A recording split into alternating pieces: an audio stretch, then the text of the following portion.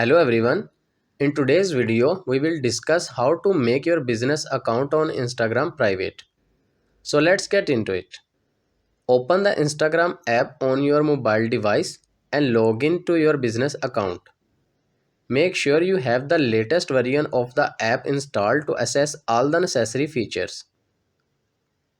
Once you are logged in, navigate to your profile page by tapping on the profile icon at the bottom right corner of the screen. Then tap on the three horizontal lines at the top right corner to access the options menu. In the options menu, tap on settings and privacy to access the various settings for your Instagram account.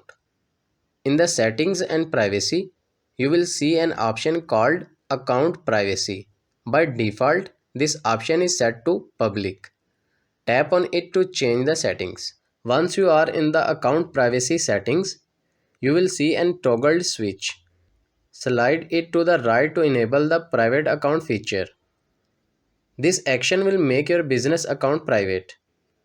After enabling the private account feature, a confirmation pop-up will appear.